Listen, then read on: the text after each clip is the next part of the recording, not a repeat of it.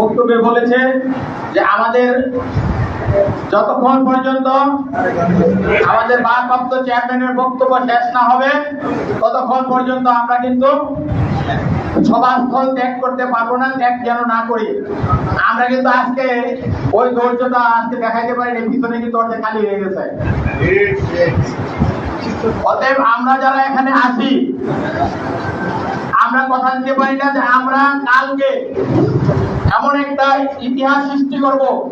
কালকে কিন্তু আপনারা সবাই আমরা একমত হয়েছি এবং বলার সাথে সাথে হাততালি দিয়েছি যে আমাদের নেতার নমিনেশন লাগবে, তাই না? আমরা সব সাবেক, শুধু আমাদের সালাউদ্দিন ভাই বলছে যে আমরা সব সাবেক, আমাদের কাজ করে সব আবেগে।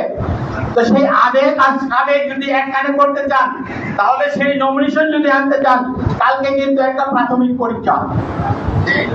সালাউদ্দিন সরকারের কালকে উপস্থিতি, আমাদের উপস্থিতি, গাজীপুর মহানগর দুইয়ের উপস্থিতি, কালকে একটা পরীক্ষা। এই পরীক্ষা যদি আমরা প্রাথমিকভাবে উত্তীর্ণ হতে পারি তাহলে ইনশাআল্লাহ আমরা একদম আগায় গেলাম, ঠিক কিনা?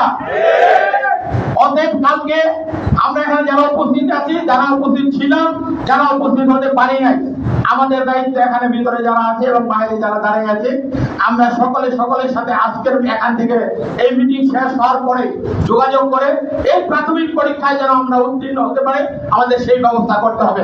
করবেন তো সবাই? আমি আর কথা বাড়াবো না।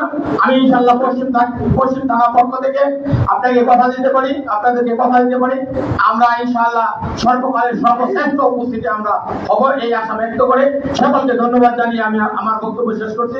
আসসালামু আলাইকুম ওয়া রাহমাতুল্লাহি ওয়া বারাকাতুহু।